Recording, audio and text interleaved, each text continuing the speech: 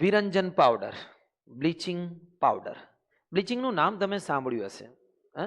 અહીંયા જે પાર્લરમાં બ્લીચ કરવામાં આવે છે એની વાત પણ થઈ શકે છે. એ જે બ્લીચ કરવામાં આવે છે એ બી હકીકતમાં કલર દૂર કરે છે. બ્લીચિંગનું કામ જ છે કલર દૂર કરવું. તો અહીંયા બી જે વિરંજન પાવડર છે એ બ્લીચિંગ પાવડરનું કામ જ છે કલર દૂર કરવું. અને બનશે કરી દે ફોડેલા ચૂનામાં. શેમાં બગા? ફોડેલા ચૂનામાં. આ છે ફોડેલો ચૂનો. એમાં ક્લોરીન વાયુ પસાર કરતા, ભાઈ જો આ લખેલું છે એ જલ્દી તમને ખબર પડે એટલા માટે લખેલું છે, બાકી તો મોઢે બી સમજાઈ શકું છું. It doesn't matter. બરાબર, ધ્યાન આપજો. ફોડેલા ચૂનામાં ક્લોરીન વાયુ પસાર કરતા, બરાબર ને, તમને બ્લીચિંગ પાવડર મળશે જેનું નામ છે કેલ્શિયમ ઓક્સીક્લોરાઇડ. અને પાણી છૂટું પડશે. This is calcium oxychloride bleaching powder.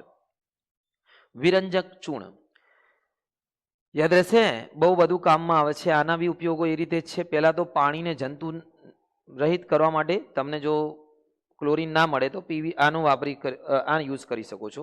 લોન્ડ્રીમાં કપડાં બ્લીચ કરવા માટે, કપડાં ધોવા માટે જે લોન્ડ્રીમાં, સાહેબ અમે તો લોન્ડ્રીમાં નહીં નાખતા, ઘરે ધોઈ નાખીએ છીએ. અરે ભાઈ, વ્હાઇટ કપડા પર દાગ પડી જાય તો બ્લીચિંગનું પાણી મળે છે, એ બી નાખી શકો છો. એ બી કપડાનો રંગ દૂર કરે છે. અને મોઢાને વ્હાઇટ કરવા માટે લગ્ન પહેલાં બ્લીચ કરવામાં આવે છે એટલે કલર એકદમ ઉડી જાય છે અને વ્હાઇટ જેવું લાગે છે.